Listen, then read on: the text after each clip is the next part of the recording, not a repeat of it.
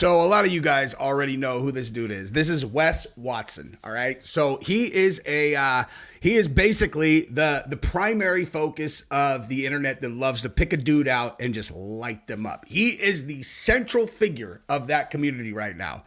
And that is definitely a place you do not want to be. I don't care who you are. I don't care how big your shoulders are. I don't care how much jewelry you wear, what your house looks like, how much money you have. It's just like prison. Well, Jesse on Fire, how is that like prison? Simple. It's a numbers game, okay? When they get it on for you and you have this army of trolls online, an army of creators who are like, I'm going to light this dude up. It never ends, man. And it just grows exponentially. I have seen it destroy people's careers. I am watching it destroy his career right now. Now, for me, it started right here when Wes did the Fresh Out interview, which I'm sure all of you guys are familiar with. And I was like, man, this guy is really, really talented. I don't exactly remember how this came about, but somehow I ended up in a conversation with my wife and her friends and found out that this dude lived with three of my wife's best friends briefly. Well, one of them for a while and the other two briefly in San Diego prior to him going to prison. And so I found out that what we're going to hear in this interview right here, where he lays out what his life was prior to going to prison, was not true. Okay. Like, not true. Pretty outlandish claims. And I know they're not true. And I have always known they weren't true. Okay. And why this is relevant is because here is the genesis of his career. I started smoking weed. I didn't want to pay for that shit. So I started fucking hustling. I wanted that shit for free. All of a sudden I start making a couple hundred. That turns into elbows. Then I start pushing some big weight. You know, I start getting 100 packs, 200 packs. I'm driving a fucking Escalade to high school at this time. Oh, shit. People are driving fucking Honda Civics and shit that their parents paid for them. And I got an Escalade on 23s. And I mean, this was when 50 had the one with the game, and he's got the doors up on the red one, Lamborghini does, and I'm thinking I'm cool as fuck, you know? Yeah. I mean, 2003 comes out, I get that Rover. Yeah. I get the black Rover, and I didn't even wait 10 fucking minutes. I put the black fucking 23s on it, and I was killing on that one too. But, you know, pushing those packs, I was making crazy fucking money. I was getting the BCs from Canada, and I mean, I'm making $400 off each bow. I'm getting 200 at a time. You know, half's going to one homie, half's going to the other. I'm making 80 grand a pop every fucking 10 days. I wonder if that's actually true. We'll talk about that later. Then I started watching dubs. Well, first of all, I watched him blow up. These are the ones that he blew up on. Okay, so this is probably his 10th video. I was watching 5 years ago. I was watching this, just I think I like this guy, man. So this is what it was like early on, and this is the kind of stuff that he blew up on. A lot of confusion on the streets, a lot of confusion in the media, a lot of confusion in general, which I used to be a massive part of. Chasing that leisure life, that perpetual pleasure-chasing lifestyle that only weakens you. The comfort that we seek that weakens us. Then the second we get in a harsh situation, here come the tears. Here it comes. The second you land in the pen, straight ding, bitch up time. Yeah. The point is... So I aligned with this because I was like, yeah. Because I had experience with, chasing the leisure, and then when things get hard, most people crack. Okay, I have a lot of experience with that. And, I've had some rough times, some good times, but I am a person who will put my nose down and fucking grind. So I aligned with a lot of the stuff that he said, like a lot of the stuff that he said. But let's just go on a trip really quick, okay? So let's just go like this, all right? So the way I got here was I went to videos, I went to oldest, right? So you go oldest, this is what you're looking at, right? His old stuff. You go to his new stuff, right? You can see they're getting significantly less views, right?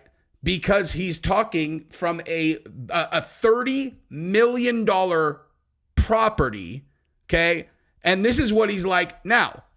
You guys, it's a special occasion. It's a special occasion. I had to wear my chains for the special occasion. All these beta broads online have crossed a whole new level of delusion. These little boys who couldn't pull a chick to save their lives, they can't fathom how a man who drives a fucking Bugatti and is famous and is jacked living in Miami could pull chicks without paying for them. Oh my God. Hold up. I think I just heard him talking about like something about the leisure life. And then he talked about a Bugatti, $30 million property, and bitches. I feel like he's lost the message, dude. Like, I think that he potentially may have lost the fucking message along the way somewhere. Now, just to make sure that any of the Wes loyalists are like, oh, look at this little beta ass bitch who couldn't pull a bitch who's hating. This is my girl. This is my wife. We have 3 kids together, okay? Do I look jacked? You know, am I jacked enough for you? I don't actually go to the gym quite as much anymore because I spend all of my time training jujitsu, where I learned to strangle people to death and break their limbs. But nonetheless, okay, here's my girl. Even while he's in federal jail, prosecutors allege in new court filing. Oh boy. Yeah, so I've been married to her for 16 years, okay? She's the one with the best friends who lived with Wes, and we're going to get into, again, I told you, I will tell you exactly what they told me about Wes's life prior to prison and what's true and what's not about his $80,000 every 10 days. Yeah, that's more money than we make now, and we make a lot of fucking dough. So something tells me that, well, not something tells me, I know he's lying. Okay, Wes Watson blew up on both YouTube and Instagram, and he started a program where he sells coaching to people, and like the pricing is insanity, dude. Okay, basically the price for his coaching, and we're talking coaching like he coaches you how to sell coaching. We can get into all of that later, but the pricing is like, you're talking like $40,000 in some cases, all right? $40,000, okay? Now, this is Dubs. All right. Dubs was one of the first guys that I saw start calling out his stories from prison, because I just assumed his stories from prison were interesting. I liked watching this guy because I thought I like watching people who talk on camera, and I find their stories and themselves interesting. Okay. You could have 2 people who have identical stories. One of them, I will be like, I'm never watching this guy again after 11 seconds. And the other one, I'll watch him talk about whatever, even if I know it might not even necessarily be true, because that's not what I find entertaining. I'm entertained by people, not necessarily the story. Okay. But so Dubs on the top left right there is the certified version of what Wes was pretending to be, okay? Dubs is very charismatic. He tells a great story. He's very interesting. So I watch a lot of his videos, okay? He got convicted of murder. He did 25 years. He was supposed to be doing life. He got paroled, all right? He did time in New Folsom and Pelican Bay, okay? Do you know what Pelican Bay is? If you are a California state prisoner who is one of these like lifer, criminals, or people who like take pride in your criminal life, then Dubs is the most credible person you will find on YouTube, because he for real did all of the things that these all other guys are all pretending that they did. Okay. And you can check his background, you can check his credibility, and it's all bulletproof. And he also is very charismatic on camera, so people watch him. And so he would watch Wes Watson's videos where Wes Watson was representing that he had done time on all these level 4 yards. He's all, let me tell you what the difference between a level 4 California yard is and a level 2 and a level 3. And, sometimes you got to get down like a clown, Charlie Brown, and I'll cut this dude's ear off. I cut off his nose and I ate it. I made soup out of his face, son. And you're like, damn, this dude made soup out of a dude's face. Is that what people do in California prisons? Of course it is, dude. That's what Wes said. That's standard for the woods, dude. You make soup out of a dude's face. You're like, damn. And Dubs is like, yeah, none of that's true. Every single part of that story is a lie, and he'll just call it out. So it's hilarious because I get to watch 2 people who I think are interesting, and one of them is clowning on the other one. It's gold, right? So I watch both these guys a lot, right? Not to mention, I knew Wes was lying from the very beginning. And I'm going to tell you exactly what I know about that, obviously, in this video. Now, I'm going to get to that in 1 second. I'll tell you guys exactly what I know right after I just point out that when Charlie is making fun of you, okay? Penguins 0. His car is about why he needs more money to teach more people to become millionaires. He has a whole channel dedicated to just whining to his followers about giving him money, how he needs more money. He is literally just a dominatrix that desperate dudes will pay and think that somehow they're going to make money from it, or he's going to impart wisdom on them. Meanwhile, Wes doesn't actually have a business. His business is looking for pay piggies that will pay him under the ruse that he's going to give them life advice, but he openly mocks them for doing it too. It's this like crazy cycle. These are the people who make the videos calling studs like me fake alphas. Oh my God! Wes Watson has become a full-blown special grade lol cow over the last... Oh my God, dude. I love this guy, man. This is the king of YouTube, okay? Charlie's the king of YouTube. This dude will talk about a topic for 10 minutes, okay? He does no thumbnail. He does no like big thought about what the title's going to be. And it does 1.9 million views. You have any idea how much money this dude is making in AdSense? He's the king, dude. I tell everybody that. I tell everybody that I know, I'm like, this guy has YouTube locked down so hard. I watch his stuff all the time also. When he's covering you and he's talking about you being a clown, you have made it to the top of the mountain of clownery, okay? Like, it's not good. If he clowns you, you're fucked. Like, you are, there's no coming back from this, all right? Normally, under normal circumstances, there's no coming back from this. There is a Reddit group that is dedicated exclusively to clowning on Wes Watson, man. Now, if it was a competition, I think the competition is between Dubs and John Bravo for who is making the best content on Wes Watson. So I think you guys would enjoy it quite a bit. Check out his channel as well. All right, I'm just going to tell you guys what I know, and then we're going to get into some more of the, what has caused all of this for Wes, because this is the inciting incident that caused the absolute downfall. There were people making fun of him before, but this is what really did it. But here's what I know. He lived with Gabrielle's friend prior to going to jail. I think it was maybe 18 months to 2 years before he went to jail. So clearly, well after he said he was driving Lamborghini doors and making 80 grand every 10 days. Okay. He didn't have money for rent. He did not pay for bills. He lived with her, and he lived with her two other friends that lived there before him. And then he had to move in with his girl because he didn't have money. And the two other girls hated him so much that they moved out. They're like, I didn't sign up to live with your dude who's totally crazy and is not contributing to bills. And so they left. Okay. So he ended up living with Gabrielle's friend. He didn't have money for bills. That is why he moved in with her. And that is it's just true, man. That is something that happened. I know this for 100% sure. Now, let's talk. I mean, honestly, I never put this out there because I didn't think it was important, honestly. Because it's like, okay, well, if the guy's lying about having done time in California, why would anybody believe what he said about what he was doing prior to going to jail? And then I have talked to people like John Bravo's my boy. I love that guy. And he's like, no, it's a big story. I'm like, really? He's like, yeah, it's a big story, dude. And I'm like, I'll give you a perfect example, right? This story with Conor McGregor. Okay. All the story about the girl, oh, she's really bruised and she went to the police and she had a tampon, jubbed to dirt. And so yeah, Conor McGregor definitely raped that girl. And I'm like, okay. And then it's like, but then you look at the case and everyone else who was there is testifying that she's lying. And it turns out she was texting her boyfriend the entire time, just lie after lie after lie after lie after lie after lie after lie. And then you have her on camera hours after supposedly Conor beat the living shit out of her and took it. And she's just on camera. And then she goes and has sex with his friend. And you're like, do I really need to go on the internet to explain to you guys that her story about getting raped by Conor's not credible because she's a fucking liar because you verified a dozen different ways that she's lying? Why would you take her word for anything? It's exactly the same thing. You already know he's lying about where he did time. So why would I need to come on and tell everybody yeah, no, he definitely is not making money like that before he went to jail. Not even remotely in the stratosphere of that. He didn't have money for bills. He had to move in with his girlfriend.